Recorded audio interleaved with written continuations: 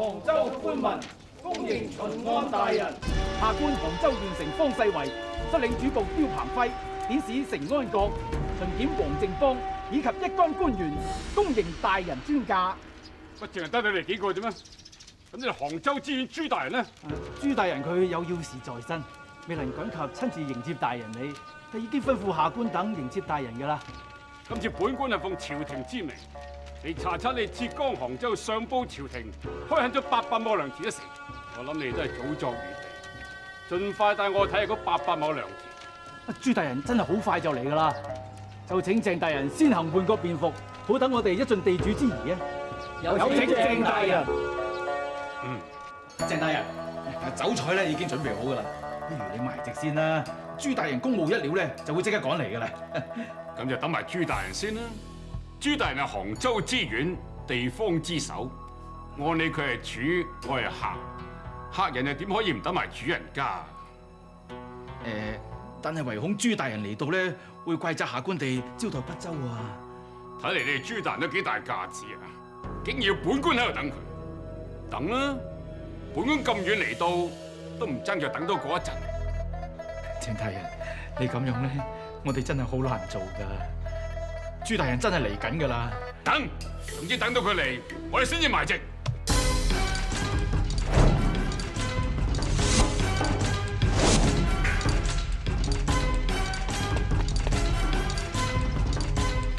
大人，點啊！回大人，鄭大人佢遲遲都唔肯入席，仲話大人你好大架子。咁點啊？嬲啊！哎呀，呢啲仲死梗啦！大人，佢唔入席嘅話，我哋就此計不成噶啦。哎呀，咁有冇另一着啊？係咯，點算咧？周兵，呢條橋你諗出嚟嘅喎，你話跟住點做先？大人，一切喺我意料之內，千祈唔好緊張，千祈唔好自亂陣腳。欽差大人見唔到本官，一定話本官擺盤啦。一陣間我趕去見佢啊，講乜都冇用啦。哎呀，唔好啦，我都係要去啊。大人，都話一切喺我意料之內啦，凡事都有步驟嘅。而家先由小人探一下虛實，跟住大人先至隆重登場，攞過嚟。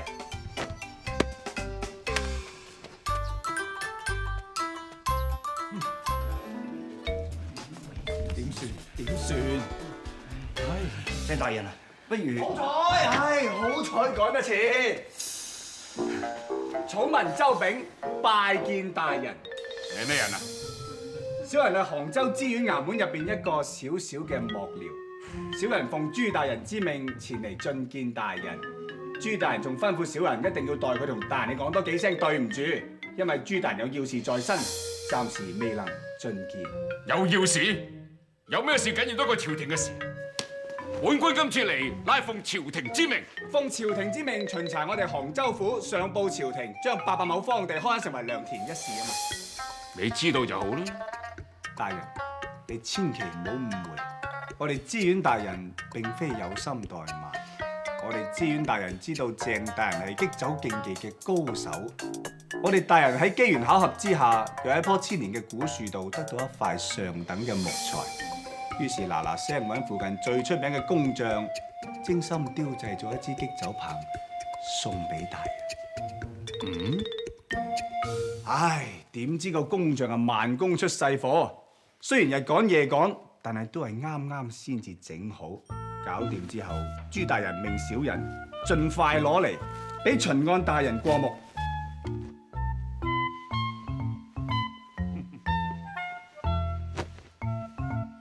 大人係個中嘅高手，相信一拎上手就知係精品。果然實中大輕，感覺唔錯啊！小人雖然不才，但係對擊酒競技都略懂一二。擊酒講嘅係擊球要快、遠，入穴要狠、準。有咗呢支擊酒棒，相信大人喺擊酒競技場上一定所向無敵。大人，不如試下支擊酒棒就唔就手啦？球都咁啱有一個喺度，就喺呢度。當然啦，還望大人俾個機會我哋大開眼界啊！好。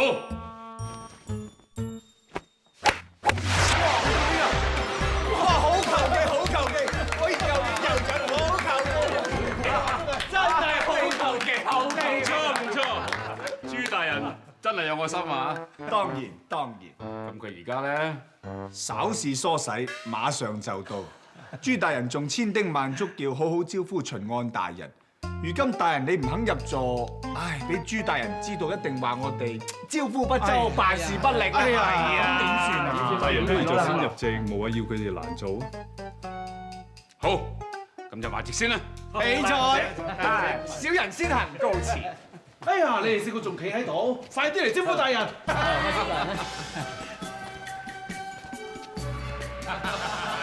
咩服侍大人啊？哎呀！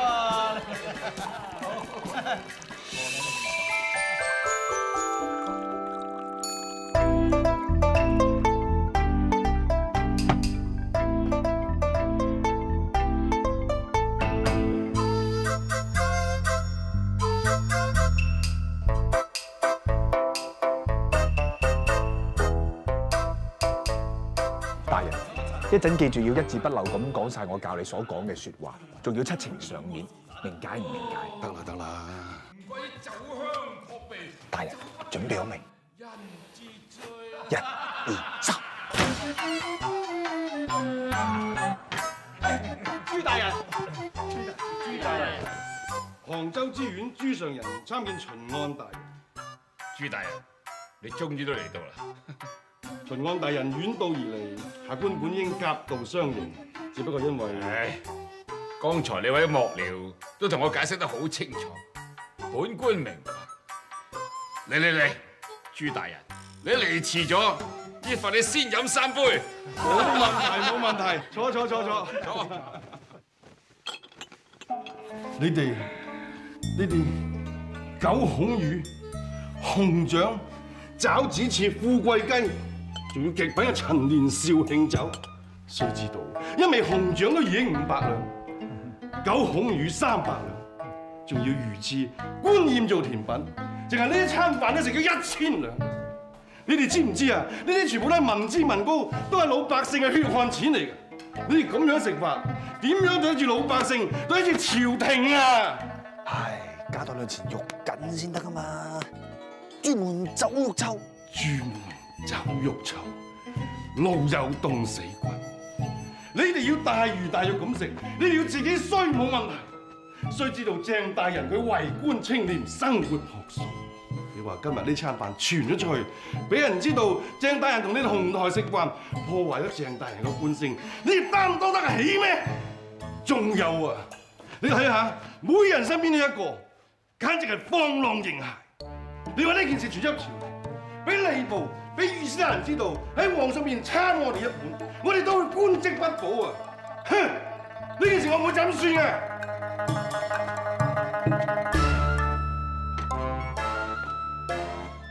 大人做得好，做得妙。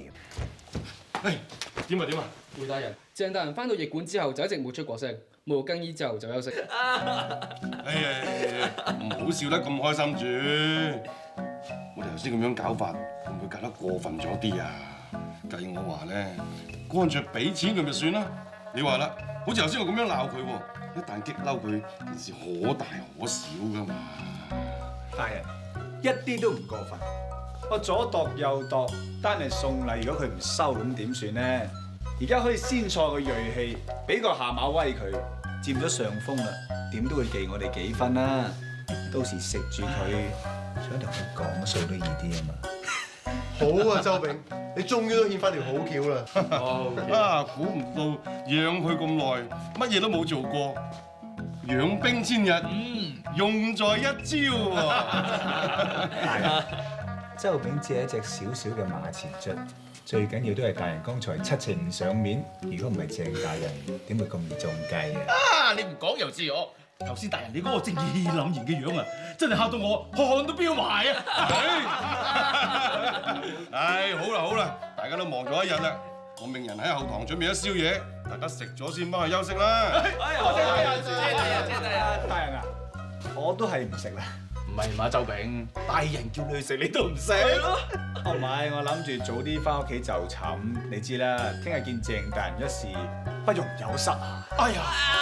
你梗係驚咁夜翻去，你老婆扭甩你耳仔啦！冇啲咁嘅事。得啦，你老婆惡咧就全杭州都出晒名㗎啦。咁你既然咁怕老婆咯，翻去陪佢啦，我哋食宵夜。啊，唔該你啦，你陪佢啦。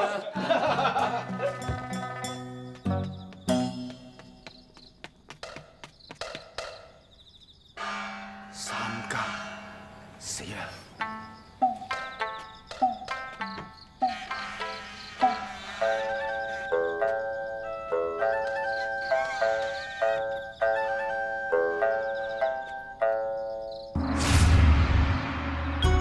老婆仲未瞓埋，對唔住，我夜咗翻，不過入門口嗰陣啱啱先3更。即係咁，今日啱啱就好忙，我要幫個巡按大人接風啊嘛。你點知㗎？你哋去嗰間望江樓設宴款待巡按大人，仲送咗支擊酒棒俾佢。你又知？仲有人試酒蘇杭12小碟、爪子翅、紅醬。咁你都知？好彩你冇同我一齊食，我毒死你！老婆你真係咩都知㗎喎。你呢度啊！仲有冇去風花雪月、鳳場再興？冇。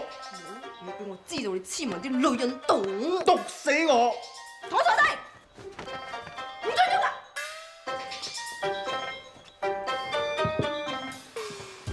知你成日都冇食過嘢㗎啦，特登煮咗碗麵俾你，食完先瞓啦。冇毒㗎，食啦。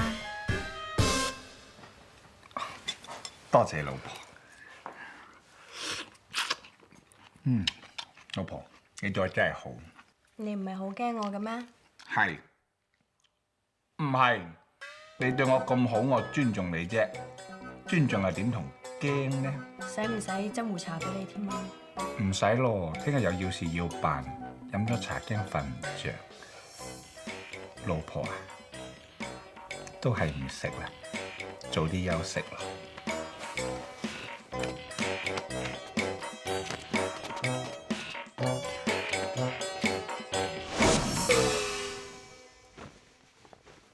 拜見巡按大人。咩嚟？你哋朱大人應該已經準備好帶我視察一下你哋嗰啲所謂嘅良田。本嚟朱大人今朝一早已經準備好，帶大人你去視察一下我哋嗰800畝良田。之但係朱大人尋晚成晚喺書房度一夜未眠，左度右度，都唔知點寫好。你想講啲咩？係咁嘅。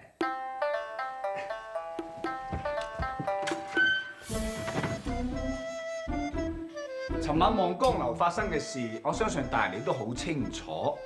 朱大人翻到去之後，佢好嬲，佢真係好嬲。佢覺得自己身為地方官，有班咁嘅下屬，實在太唔似樣，太無恥。於是係決定寫摺子上朝廷，參佢哋一本，仲叫埋小人逐隻字度好佢。不過小人度嚟度去，都唔知點參好。究竟應該係個個都參啊，定係參呢個唔參嗰個咧？因為當時仲有個人在場，就係大人你啊！如果個個都參嘅話，又驚連累到大人，因為餐飯大人都有份食啊嘛。咁我應該點寫好咧？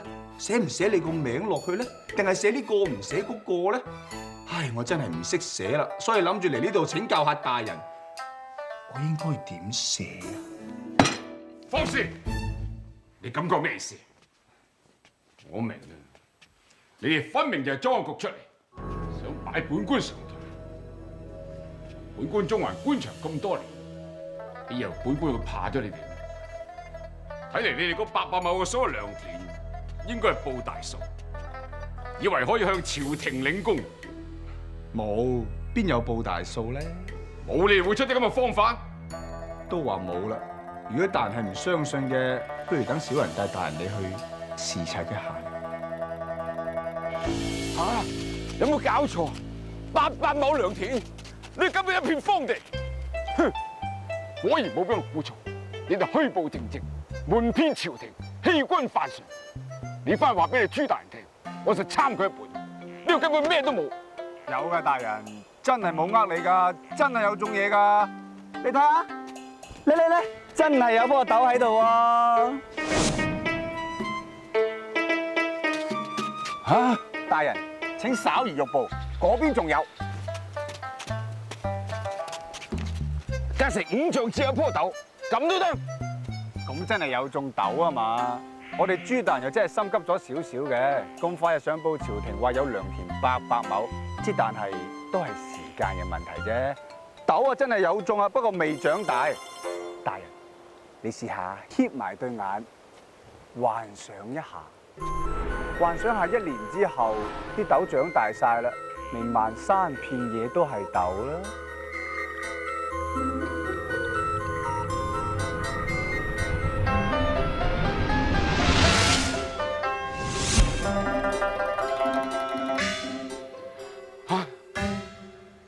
咁都得？你當我傻噶？得，梗係得啦。咁你教我應該點寫啦？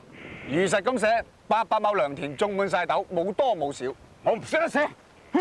大人你識嘅，我哋朱大人寫上去朝廷嘅摺子咁難寫，佢都諗到點寫。但係你文采咁好，冇理由諗唔通㗎。不如等小人安排2位大人見個面，再研究一下咧。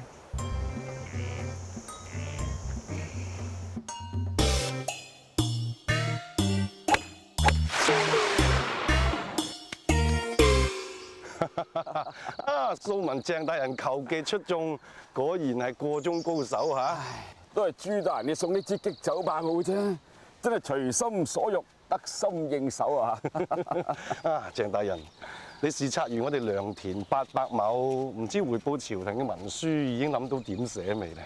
唉，呢個真係個好大嘅難題，本官諗嚟諗去都仲未諗得好。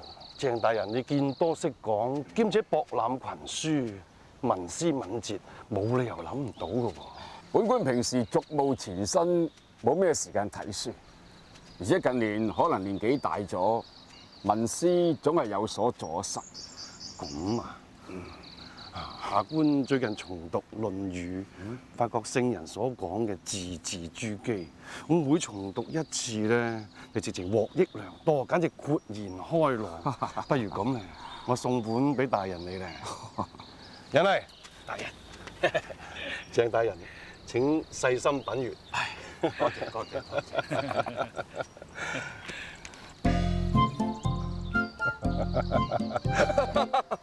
聖人嘅説話果然發人心醒啊！本官剛才只係隨手一翻，就靈光一閃，諗到啲嘢。如果多幾本書，我諗會仲好喎。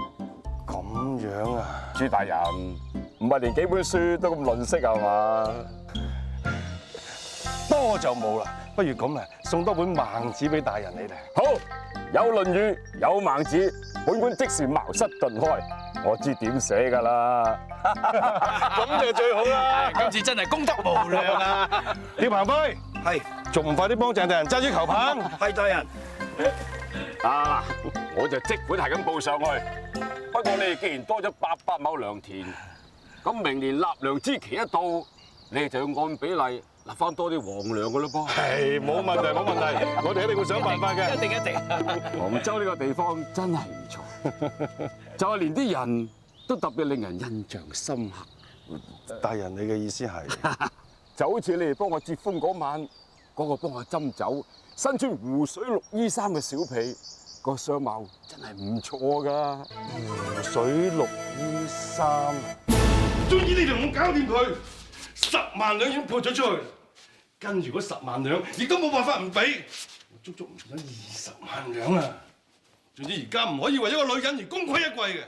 放心啦，大人，我已經吩咐咗望江樓嘅老闆，盡快帶個女仔嚟㗎啦。阿大人啊，個女仔咧就做咗一日就冇做啦。不過我哋已經發生晒啲人去揾佢㗎啦。我唔理佢點樣揾，總之一定要揾到個湖水綠俾鄭大人。大人，即係萬一個女仔係良家婦女，再唔係萬一佢有婚約在身，又或者萬一佢以為人婦嘅話，咁我話之你，總之我搞掂佢，有事通知我。話晒都半個讀書人啦，10年寒窗苦讀，雖然只係一個小小嘅幕僚，為大人出謀獻策解決問題，但係而家連龜公都要做埋，係咪枉讀聖賢書啦？鬼叫我哋冇名氣又冇地位咩？好似依家啲當紅嘅名師爺咁，一個認名師爺閒閒啲嘅束收都2、3千兩啊！你估我哋咁啊？唉，收人錢財啊，替人消災，乜都要做㗎啦。好心你哋幾個就唔好嘻嘻鞋鞋啦。你哋諗下，嗱，如果大人過到呢關嘅，他朝有人升官發財，佢一定俾翻啲好處我哋㗎嘛，係咪先？係咪先？啊，你啊有道理喎。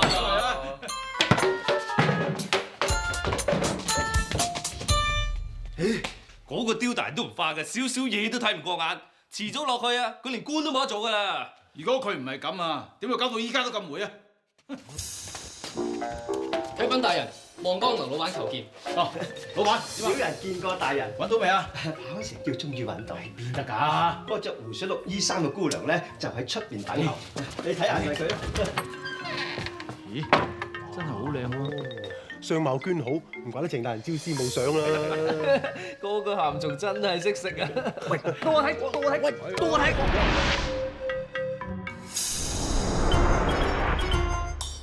老婆，嫂夫人，喂，乜話都冇咁易，咩話都冇易啊！兩公婆，梗係你搞佢啦！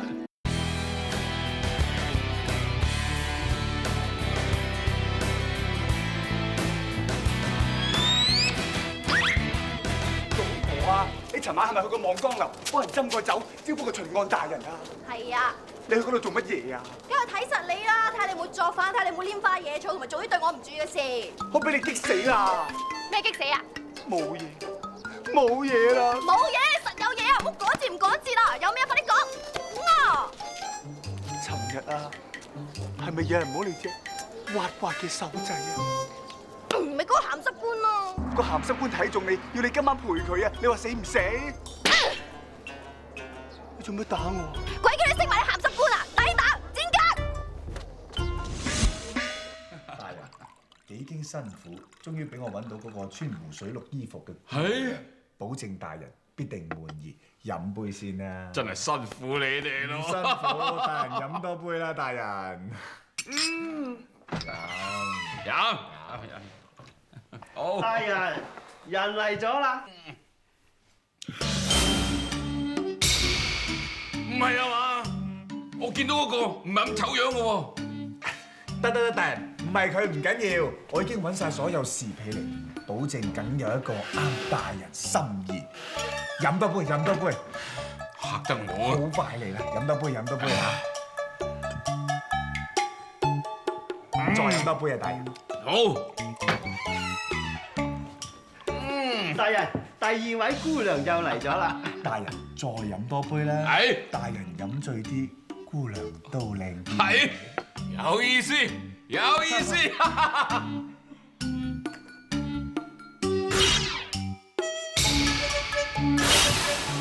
咩嚟㗎？周永，你唔係有心殺判官啊嘛？係咪揾個人咁少事做唔到啊？大人唔好嬲，出嚟玩最緊要開心。飲多杯啦，唔係呢個唔緊要㗎，咪再揾個咯。飲多杯。哇！乜佢飲咁多都唔醉嘅？佢唔冧就我冧㗎咯喎。飲多杯。點啊，周炳？不勝酒意啊！你哋咁嘅酒，我由細飲到大，飲多幾程我都冇事啊！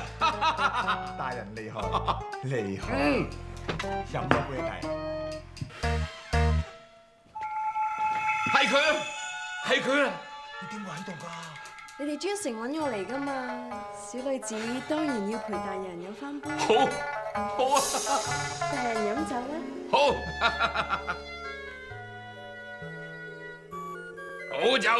好酒。姑娘，你叫做咩名？喂，你點會咁嘅？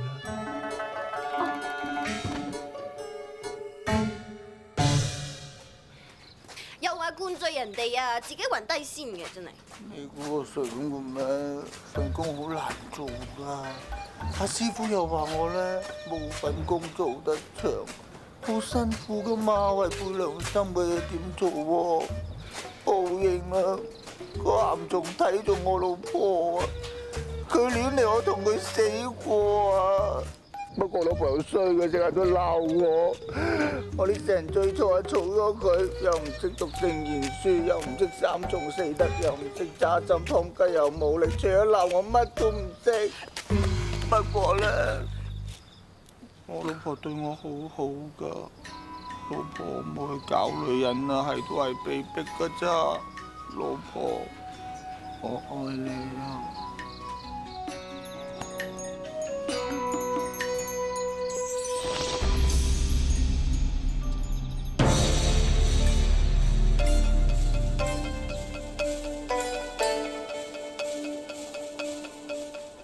個雕棚輝喺邊度啊？我哋大家齊集晒歡送鄭大人噶嘛，假假地嗰度杭州主簿啊！你話去咗邊度啦？係啊，大人，最近佢咧心神恍惚，真係冇人知佢喺邊。叫佢翻去耕田啦！大人啊，我諗刁大人都係有事耽誤咗嘅啫。橫掂呢度咁近刁府，不如等小人立即去揾佢嚟。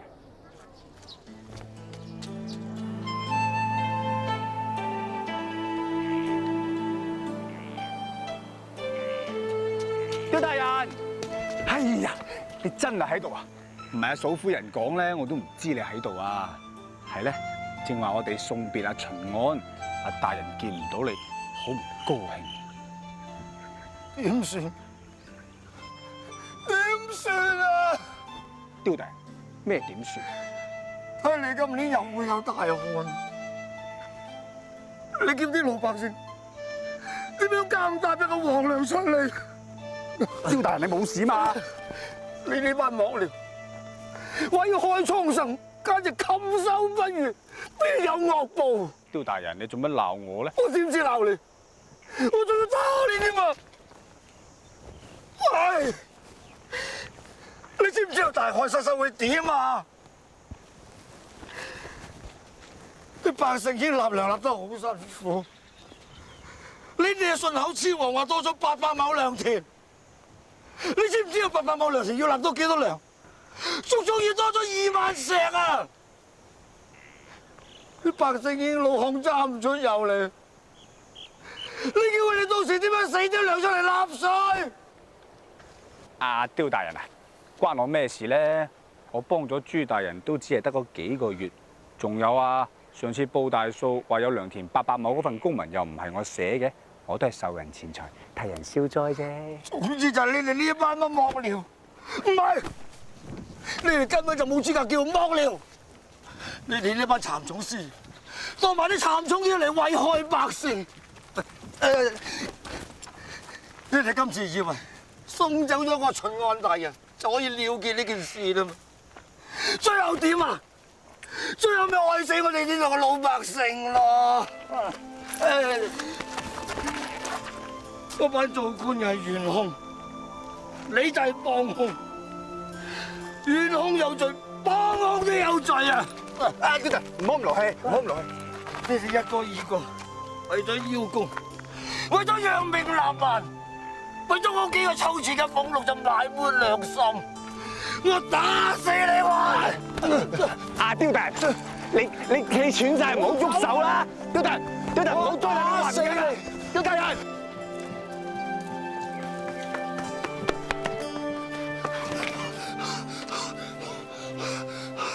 個刁大人平時唔聲唔聲，原來咁好火嘅。我夠知出年納糧有問題啦，不過唔係我搞出嚟噶嘛。佢都啱嘅。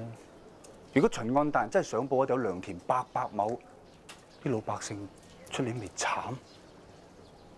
有辦法嘅。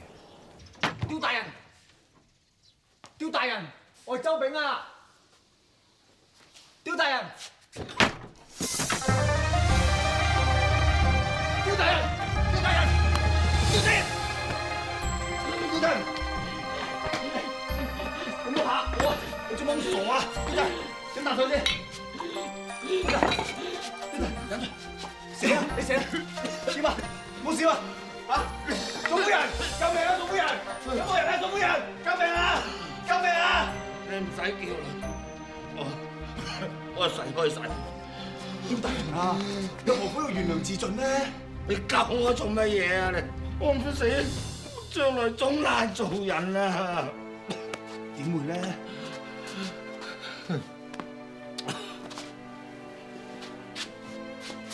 我係收糧嘅，我好清楚。為咗要應付出年納嘅糧，朱大人下一步一定會搜刮民脂民膏，到時就會巧立名目，什麼過橋稅、修路稅，百姓已經年年被剝削，佢哋邊有咁多錢交稅啊？我呢個主簿係負責收糧嘅。我唔想逼死佢哋啊！但我可以點？我可以點？有辦法嘅，一定有辦法㗎。人哋做官就越做越大，我做官就年年降職。你知唔知點解？就係我唔肯同佢哋同流合污，所以就由二品官一直降，降到而家喺呢個小地方度做一個芝麻綠豆官啦。我對唔住天下嘅百姓，我有副恩師啊教誨，盡晒力都做唔到為民所指呢4個字。你剛才講咩？為民所指啊？當年我讀到呢4個字嘅時候，好有感觸。我希望可以一生引以為鑑。不過呢4個字咧，後嚟掀起咗一場好大嘅文字獄風波喎。你都有聽過呢件事？聽過，不過件事喺浙江發生嘅，我哋唔敢提㗎。你應該聽過查志廷呢個人。聽過，查家係呢度嘅大族嚟㗎嘛。查志廷咧就係文字獄嘅主角。查志廷。佢係我恩師，當年係雍正4年，佢奉派到江西主持嗰度嘅鄉試。一次我喺恩師家中作客，當時恩師正準備考試嘅題目，我就俾咗少少意見。講得好，咁今次考試就以邦畿千里，為民所指為題啦。但係估唔到呢4個字就俾一班讒臣作為把柄，仲喺皇上面前誣告恩師。皇上。為子二字加上2筆，正是雍正。依家減去2筆，分明係寓意。在雍正無圖，豈有此理！想作反啊！就係咁，恩師就被加以謀反大罪，皇上下令懲處，恩師被下獄，一家被抄，所有家眷發配充軍，連婦孺都無一幸免。恩師對我恩重如山，佢怕連累我。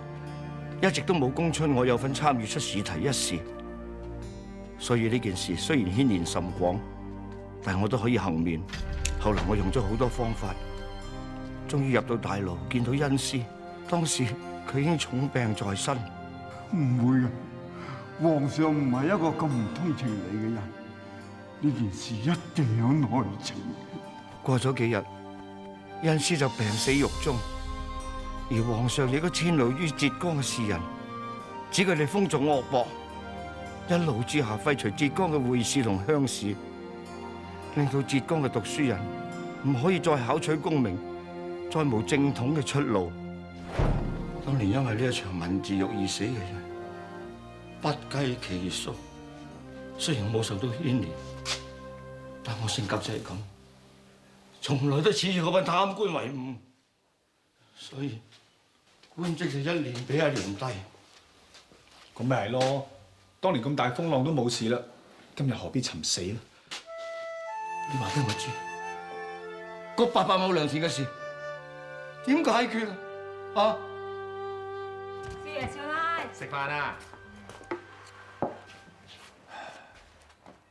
做咩啊你？今日去邊度嚟啊？哦，今日去咗刁大人屋企。唔都好啲，你哋嗰班官老爺入邊啊，刁大人係最正氣噶啦。何止正氣，簡直將憂國憂民4個字刻喺個面度。哇！咁你都係唔好見佢咁多啦。你睇下你見完佢，塊面啊真係好黑啊！唉，聽埋啲咁慘絕人寰嘅事，有乜辦法唔面黑啊？有幾慘啊？講嚟聽下。好複雜嘅，都係唔講啦。點會為4個字殺人嘅咧？係咁依提阿為民所指啫嘛，點會聯想到係殺雍正嘅頭先得㗎？你講咩啊？咩為民所指啊？老婆你咁大反應嘅？我問你啊，點解會講起雍正殺頭啊？一介婦孺知咁多做咩？你講啦，到底點解同刁大人會講起呢件事啊？你又知呢件事？我問你啊，究竟講過咩嚟啊？原來刁大人咧係查志廷嘅學生，當年件事啊，佢知得一清二楚啊。查志廷入天牢嘅時候，刁大人仲見過佢最後一面。佢見過查志廷？咁查志廷同佢講過啲咩啊？咩話？件事唔係咁簡單，另有內情咯。仲有咧，仲有講過啲乜嘢啊？哇，老婆你好似審犯咁嘅，哇，你點會知道查志廷嘅事㗎？好多嘢都知道添啊！當年啊，真係死得人多啦。不過如果今次我搞唔掂800畝良田嘅事，仲死得人多。咁你諗住點啊？辦法唔係冇嘅，不過爭樣嘢。家人啊，你飲多杯啦。咁飲醉咗點算先？咁咪我事後你就寢咯。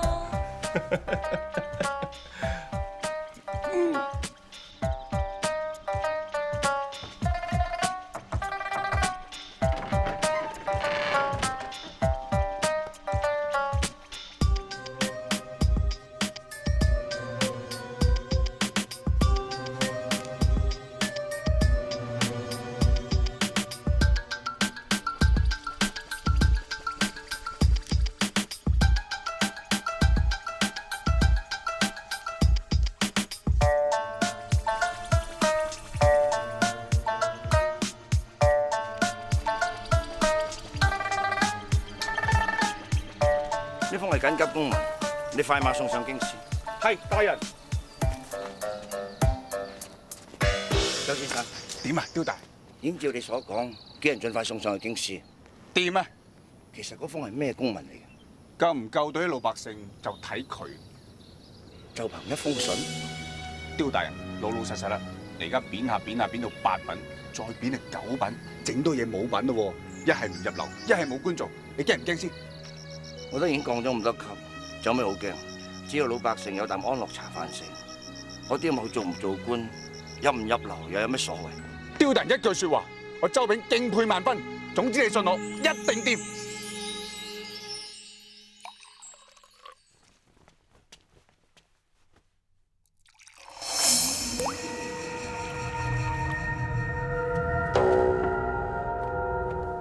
老婆，快啲嚟，老婆。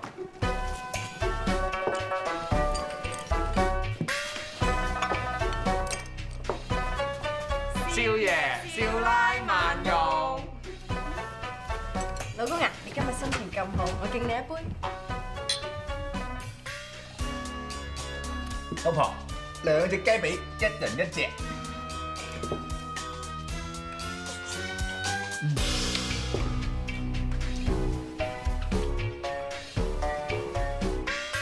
哎呀，做咩啊？肚痛啊！點啊？哎呀，老公，做乜嘢啊？啊？老婆，你成日話落毒喎，我以為你講下嘅啫，你真係毒殺親夫啊！撐到？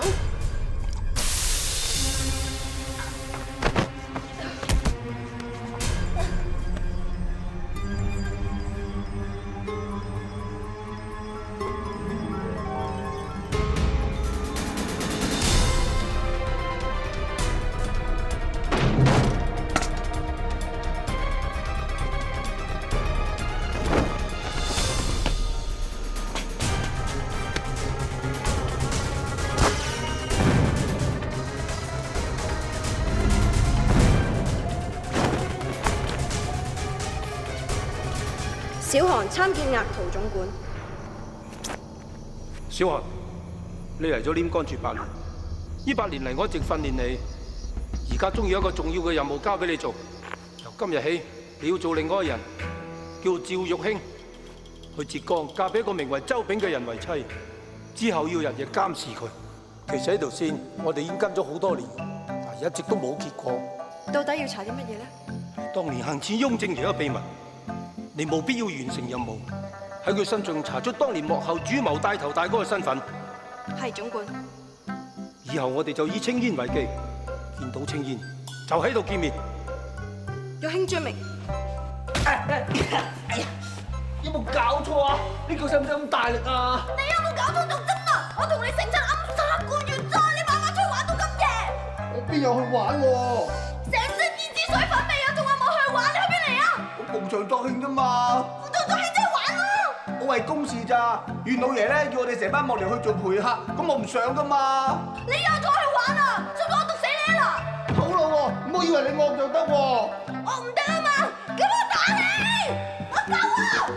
哎呀！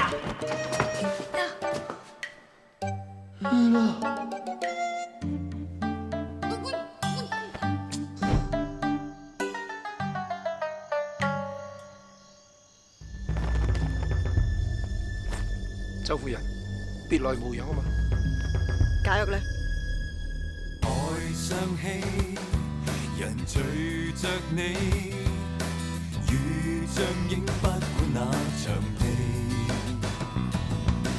來為你同謀是你，能變出招種見先機，從未要發光台前，從未故意的爭先。光輝歡笑聲，我習慣靠於一邊。